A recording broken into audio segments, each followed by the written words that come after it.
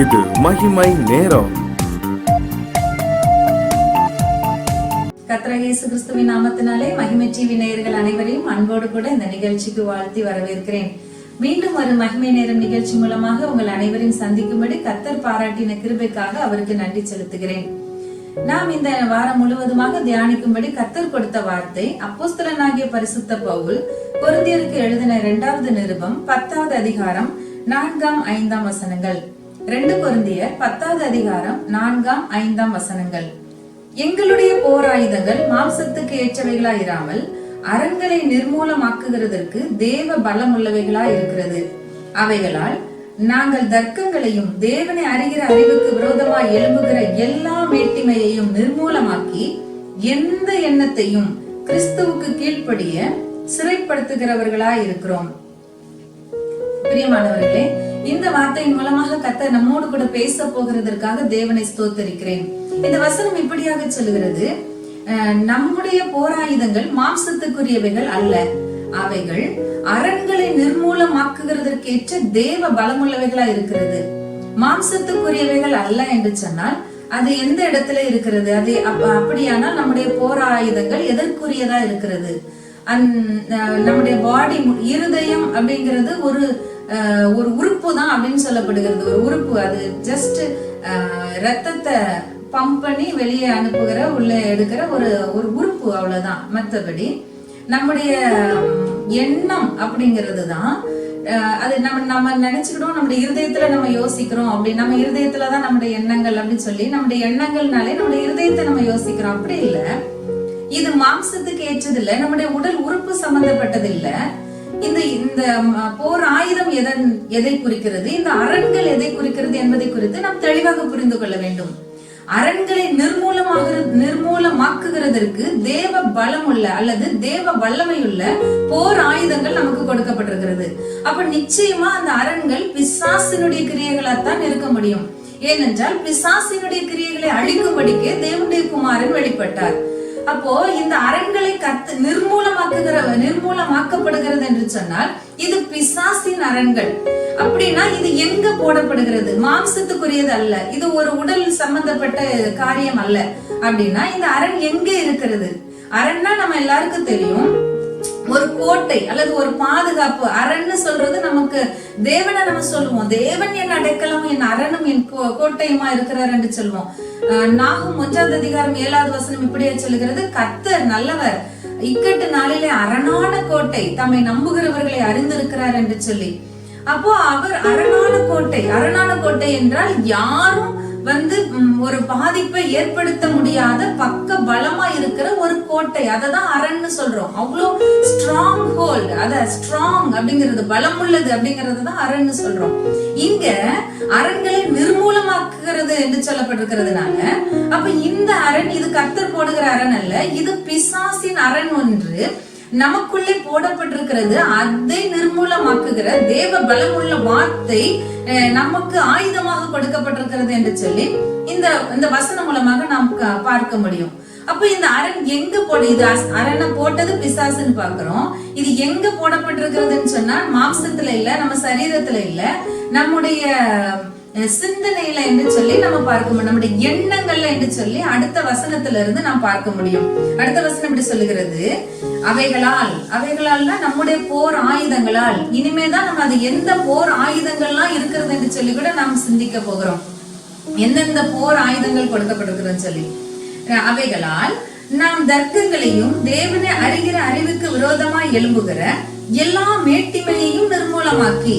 அப்போ அரணை நிர்மூலமாக்குறதுங்கிறது இங்க தர்க்கங்களையும் மேட்டுமையான எல்லா எண்ணங்களையும் நிர்மூலமாக்குகிறதற்கு சமமாக எழுதப்பட்டிருக்கிறது.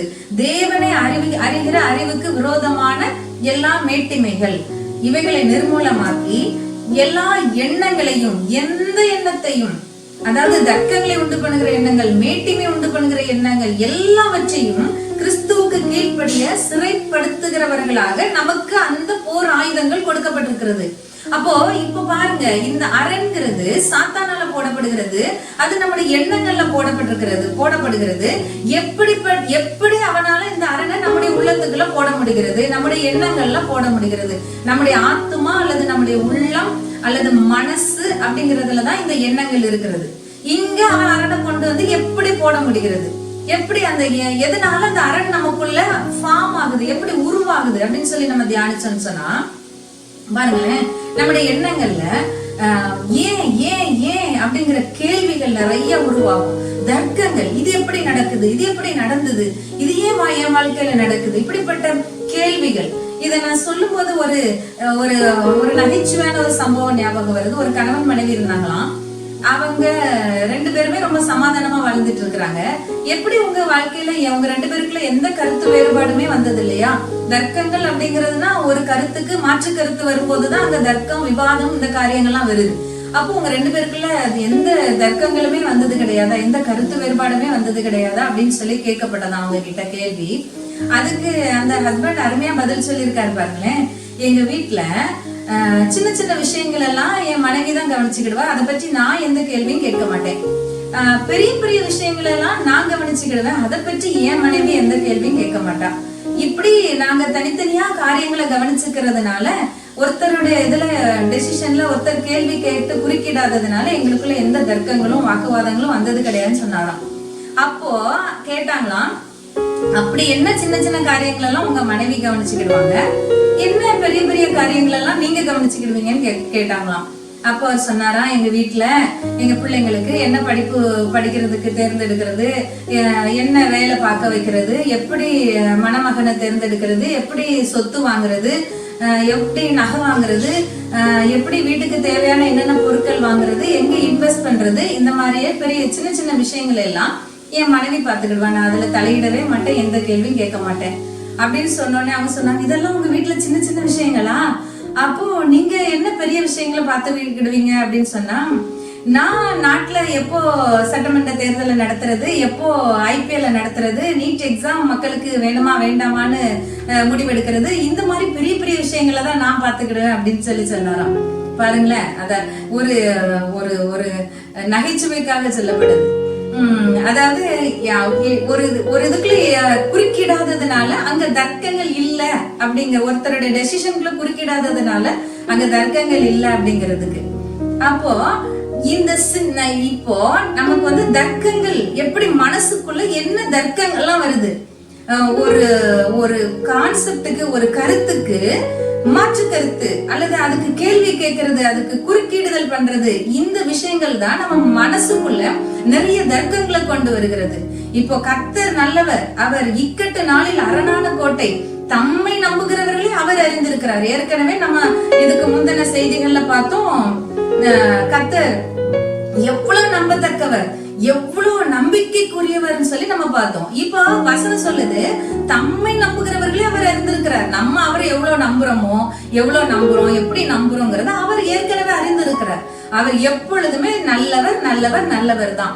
இப்போ நம்ம வாழ்க்கையில நம்ம மைண்டுக்குள்ள நிறைய தர்க்கங்கள் வருது. என்ன தர்க்கங்கள் வருது, நான் ஏன் இப்படி பிறந்தேன், நான் ஏன் இந்த குடும்பத்துல பிறந்தேன், நான் ஏன் இப்படி நிறத்துல பிறந்தேன், எனக்கு ஏன் இந்த படிப்பு கிடைக்கல, எனக்கு ஏன் இந்த வேலை கிடைக்கல, எனக்கு ஏன் இப்படி கல்யாணம் நடக்கல, எனக்கு ஏன் இப்படி பிள்ளை பிறக்கல, எனக்கு ஏன் இப்படி வாழ்க்கை அமையல, எனக்கு ஏன் என் புருஷன் இப்படி எல்லாம் கேட்கல, எனக்கு ஏன் அப்படின்னு சொல்லி நிறைய விஷயங்கள், எனக்கு ஏன் இன்னும் நல்ல வேலை கிடைக்கல, எனக்கு ஏன் இன்னும் சொத்து கிடைக்கல, எனக்கு எனக்கு ஏன் ஏன் ஏன் அப்படிங்கிற கேள்விகள். ஓ, இப்படி செஞ்சிருந்தா அப்படி நடந்திருக்குமோ, அதை யோசித்திருக்கணுமோ, அதை எடுத்திருக்கணுமோ, இதுக்கு இப்படி பதில் பேசி இருக்கணுமோ, இதுக்கு இப்படி ரியாக்ட் பண்ணி இருக்கணுமோ அப்படின்னு சொல்லி நிறைய கேள்விகள் கேள்விகள், ஒரு கருத்துக்கு முரண்பாடான நிறைய கேள்விகள், விவாதங்கள் இப்படி நம்ம மைண்டுக்குள்ள சிந்தைக்குள்ள ஓடிக்கொண்டே இருக்கிறதுனால, இப்படி கேள்விகள் தொடர்ந்து வந்து கொண்டே இருக்கிறதுனால நம்ம மனசுல பிசாசு ஒரு அரணை போட்டுறான். ஆக்சுவலா கர்த்தர் நல்லவர்னு சொல்லி நம்புகிற அனைவருக்கும் வாழ்க்கையில என்ன சூழ்நிலை வந்தாலும் கர்த்தர் இதை நன்மைக்கு ஏதுவாக தான் நடத்துகிறார். ஏன் நம்முடைய வாழ்க்கையில கர்த்தர் தருகிற ஆசீர்வாதங்கள் அவர் கொஞ்சம் கொஞ்சமாக படிப்படியாக நம்ம உயர்த்துவதற்கு ஏற்ற விதத்துல இருக்கும். ஒரேடியா நம்ம உயர்த்தி அதனால நமக்கு ஏதோ பெருமை வந்து அவர் கையை விட்டு நம்ம கீழே குதிச்சிடக்கூடாதுங்கிறதுக்காக கர்த்தர் படிப்படியாய் நமக்கு நன்மை செய்கிறவராய் நம்முடைய சுபாவங்களை, நம்முடைய குணங்களை சுத்திகரித்து நம்மை ஒரு பாதுகாப்பு வட்டத்துக்குள்ளே வைத்து கொண்டே நம்மை உயர்த்துகிறவராய் இருப்பார்.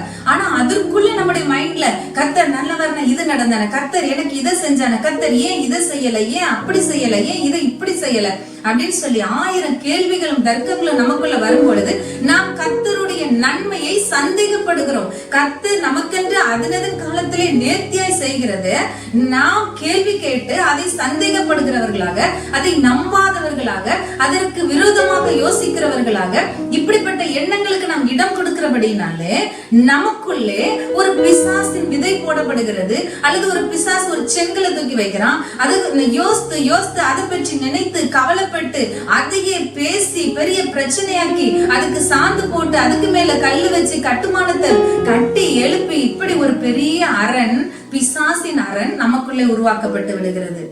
அப்போ இந்த அரணை எப்படி பிசாசு கர்த்தர் நல்லவர்ங்கிற வார்த்தையை நம்ப முடியாதபடி, நம்முடைய வாழ்க்கையில கர்த்தர் கிரியை செய்கிறதை ஏற்றுக்கொள்ள முடியாதபடி எண்ணங்களின் கருத்துக்களை கொண்டு போட்டு தர்க்கங்களை உருவாக்கி அவனுடைய அரணை போட்டு விடுகிறான்.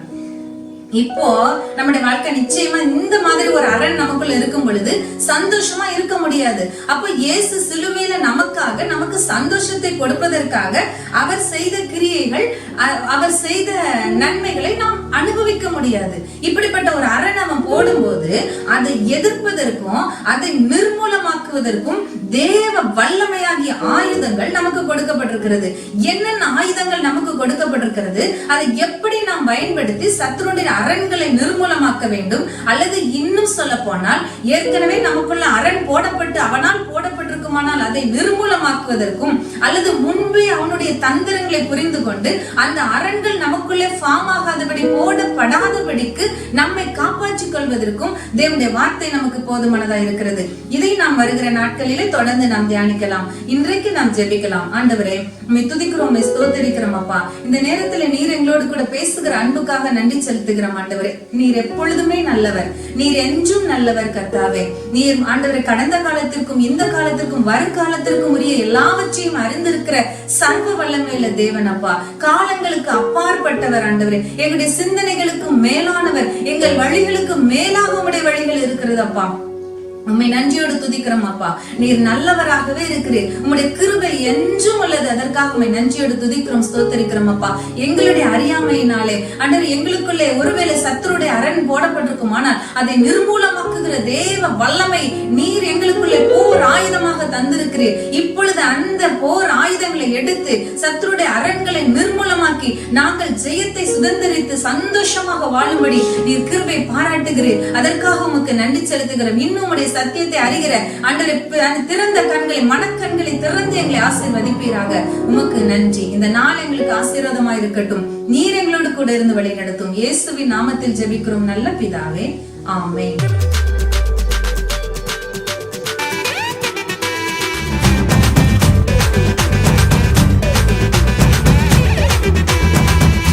மகிமை மகிமை மகிமை